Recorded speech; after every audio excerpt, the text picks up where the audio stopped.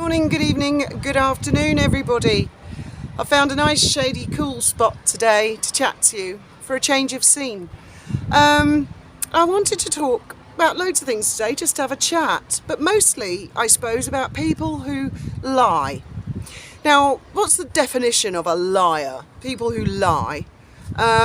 Some people are habitual liars. I've known habitual liars. Pathological liars, people who literally cannot tell the truth morning, noon or night. We all lie, okay? I think anyone who says they've never told a lie, they must be horribly mistaken, or that in itself is a lie. Because we all lie. We all tell lies under certain circumstances. I don't think I have to spell it out, like, does my bum look big in this dress? That sort of thing. But then there are people who lie in order to, for no apparent reason, try and drop someone else in the shit. A completely innocent person. And I believe that's what Noah primarily, and then Moses, of course, with the 10 Commandments. I believe that's what the definition of, which one of them is it? It's not slander, they call it.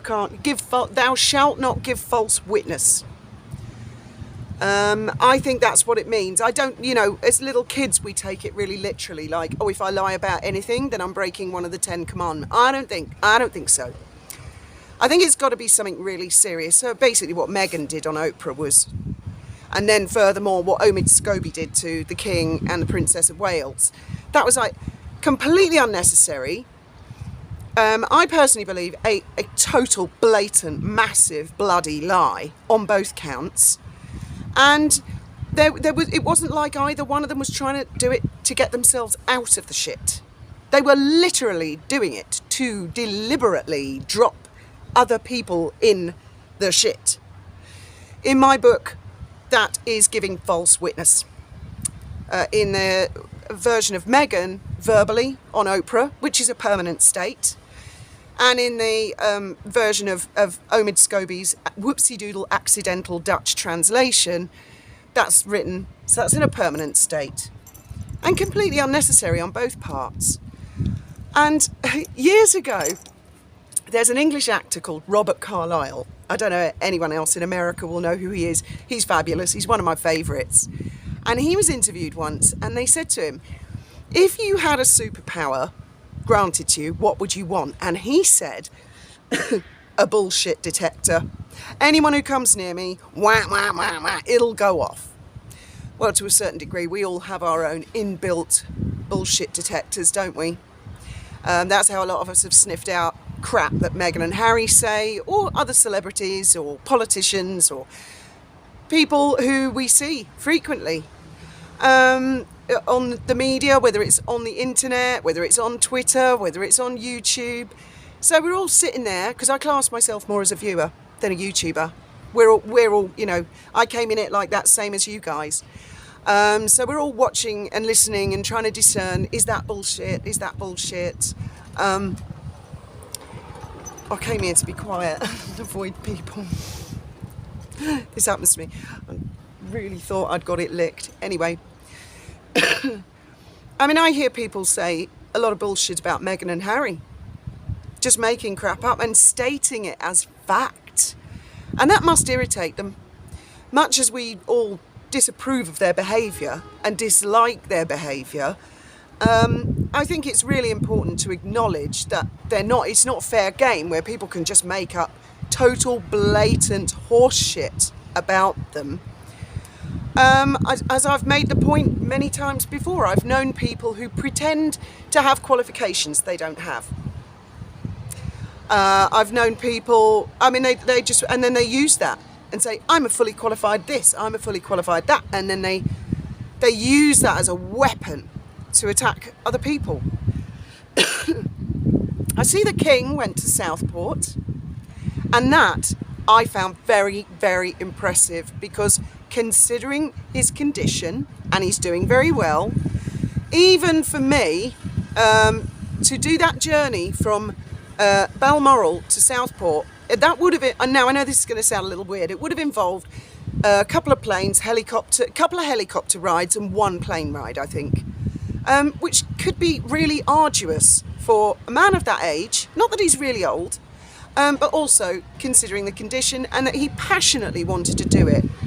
And I was very happy to see that that was recognised in the Guardian newspaper, which has always been a Harry and Meghan supporter. And they acknowledged that the crowds were clapping, cheering, people wanted to hug him, people loved that he went there, and the Guardian were very, very supportive.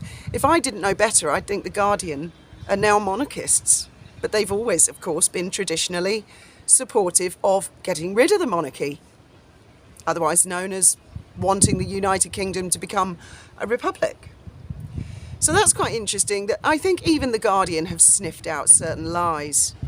I'd love to hear from you guys what the most damaging lie, some liar in your life, because I think that's what it is. I think that's what bonds us all, is the dishonesty, the discrepancies. I think that's why we've all come together so much in this community to talk about liars. And yet, oddly enough, I see certain pundits of varying platforms spewing lies, either about the royal family or Harry and Meghan themselves. So it's kind of odd.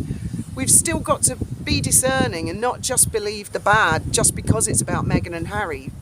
We scrutinise what they really are guilty of, what they really have done, that we've seen and heard with our own ears and eyes, as opposed to rumours or anything that's just clickbait that may or may not be true.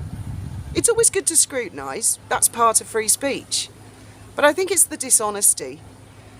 I can't really remember the first time that my life was badly affected by dishonesty. I'm sure it was when I was younger, but the time that really, really sticks out to me is that somebody told a massive lie. It was their job to do something, and they told a huge lie and said they'd done it and they hadn't. But that person was lying in order to get themselves out of the shit. They weren't lying to just put me in the shit or Graham in the shit, and it didn't put us in the shit. They were just lying to protect their job.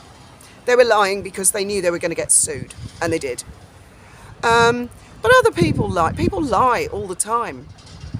I watch all kinds of YouTube channels, all kinds, not just the Megxit community, and I hear certain YouTubers say highly dubious things, and I think, well, that is just not true. I know that for a fact. That's not correct. So we all have to keep our wits about us all of the time. And I've never liked people who tell whoppers, and let's call it for what it is, whoppers. Not just a little white lie, or not just a lie by omission, or a lie to get help a friend out, or a lie to... I mean, lies are dangerous. They're dangerous, and they're never good, but I believe we've all found ourselves in a position where we feel it's a means to an end, or it's the best course of action. For some people, they just tell whoppers all the time, and Meghan is one of them. I feel sorry for Harry. Wait for it. I feel he's made a bed of nails himself, and I am enjoying watching him suffer. And the royal family should never forget. But what I do feel sorry for him is that he has ruined his own life experiences. For example, I believe that our two kids are coming to visit soon. And although life for us has not always been easy, we have fabulous memories. You know, Graham's captured it all on cinefilm, and even when we were dirt poor, or when we were going through really tough times, we can look back and we can laugh. Harry's robbed himself of that. He can never do that. When he looks back at footage of him, and there's a lot of it, of course, on the internet, he's going to think, oh, I remember her going on at me about that. I remember her going on at me about that. I see today there's some puff piece about Harry's won a battle with Meghan. Basically, the article claims that Harry doesn't want the children featured on the Netflix show, and Meghan did. Well, I don't believe that. I just don't believe it. I think that if Harry had his own way all along, he would have shown the children. Everybody is proud of their children, and I'm certain Harry's no different. He would have wanted to show how they're developing, how they're growing. No, this is her. This is her. She wants the whole show about her. That's what I believe. So no, I mean, there's no sympathy for Windsor as it all comes crashing down, because I remember how arrogant and horrible and awful he was at the time, and he has enabled it and he has paid for it. And I watched an excellent video by Vintage Read. Oh, I love her voice, because she's broken her ankle. Get well soon, by the way, Shauna. She did an audio only, which made me focus on her voice more.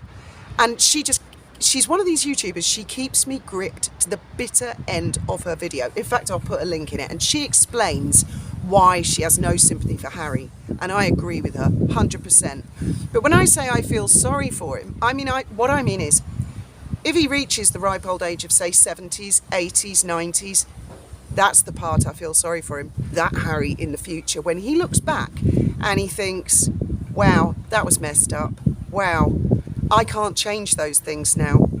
I missed the opportunity to spend time with my grandparents, for example, because she said we had to go to Elton John's and the baby was too young to go to Scotland, to Balmoral. I regret this now. I regret that now. It's going to be a lot more than the last phone call with Diana. A future Harry, a very, very old Harry, dimwit as he is. So I feel sorry for that future Harry. And I think a lot of people will, eventually, because they won't give a toss, if they give a toss now. So, I mean, these are just my random thoughts and opinions for the day. I do think it's lovely that the King went to Southport, and that would have been, and then of course would have been the return journey. I think he's had it in the neck a lot. I do think he needs to toughen up with Harry, as you all know my feelings on that. I want him to remove the Prince title. I wanted them to be booed at St Paul's Cathedral because I thought that would wake Harry up.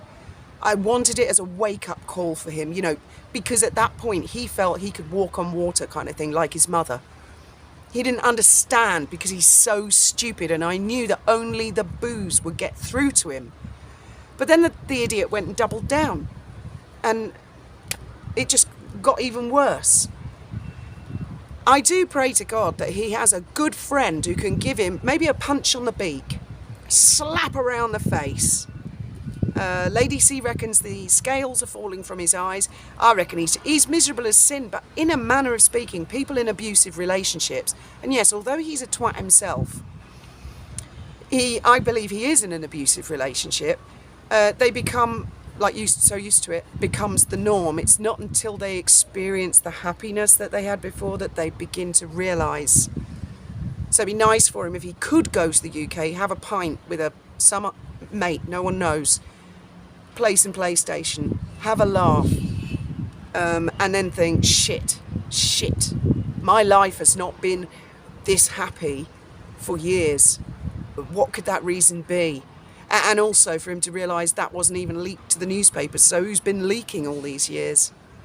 So I believe that's what really glues us together, is the fact that none of us, or a lot of us perhaps, have experienced dishonesty on an unbelievable level. I mean, I've mentioned it before, there was a person who used to pretend to be a marine biologist to deliberately try and make the dolphin safari look bad. You only have to look on TripAdvisor. I don't have to name any names. You can go look on TripAdvisor. You can read all about it yourself. And it was basically on this premise that this person was a qualified marine biologist. They could virtually speak to the dolphins, who said, oh, we love you, but we don't love them. They're killing us. You're saving us. It was a horrendous lie, and it went on for 5 years.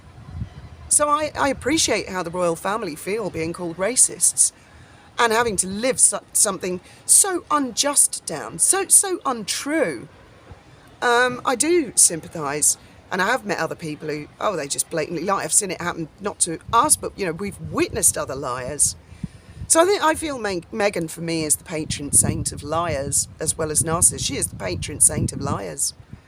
And I would like to see her downfall, in the hope that other liars amongst us would think, oh, maybe I won't do that. Maybe you don't win all the time when you lie. Because that's the common thing I've noticed with people who lie. They do it because generally a lot of people are so innocent, they just believe it. And so liars quite often win, don't they? Have you noticed that? They just win. They get their own way, and you think, oh my God, I'm the one in the wrong. I'm the one getting it in the neck. So this liar did A, B and C to me, hurt me really bad, and then they doubled down and lied and said I did it to them. Oh my God, how unjust. So I would like Meghan to be an example when the downfall comes, and it will come. It will. It's a long road, I know, but it will come. I would like loads of people, younger people, to look at her and think, oh, holy shit, is that what happens if you lie? Is that, ooh, you actually destroy your own life and everybody's looking at you thinking you lied about that? I mean, they got married 3 days before they got married, good gracious. She felt all suicidal, dressed up to the nines. That the royal family are racist, that Archie wasn't allowed a title, which of course became, the whole clarity of that bullshit came to light, and a ton of other bullshit.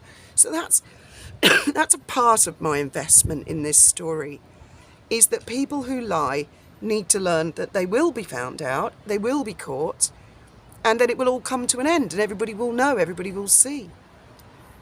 On a lighter note, I saw a programme about a guy who lied to his family. This is actually quite funny, and he's quite a charming guy, and there's a whole programme about why he did it and how he couldn't get out of it. He lied to his family and told them he won the lottery. Well, he ended up in a right pickle. I'll try and dig that one out. If I can't find it, I can't find it, but I'll try and dig that one out and put that in the link in the description. You know, I learned to speak Spanish in 5-6 weeks in Argentina. Really, really. I never heard of Prince Harry. Really, really. The one that really got me was when she talked about the ring on the engagement interview. Oh, I know. Isn't it lovely? And he designed it all by himself. Which basically meant she didn't get to choose the ring. That was my interpretation of it. And also maybe it'll teach a few gold diggers out there. Be careful what you wish for. I don't know. Right, I'm going to get on with some work on the boat today. That's my thing. We couldn't hire any jet skis over there. They don't hire, well, they do hire them, but in Sota Grande, and that's no good. That's too far from the dolphins. So, you know these little, it's like a little propeller you hold on to in the water. Graham quite fancies one of them. Me, not so much. I don't like putting my head under the water. I am not an adventurous person, as you might have guessed. But Graham, having done 500 odd parachute jumps and being a pilot and all stuff that I couldn't do in a million years, I'd just drop down dead of a heart attack. I just couldn't do it. He is right up his street, and he said to me, well, it'll feel like flying underwater because you can dive with these things. So we might have some underwater footage coming up on Graham's channel. He's about 15 people away from 10,000, and every time he gets near it, he goes down 1 and then up 2. So I'll put a link to his channel. Give everyone else a shout out except my old man, so about time.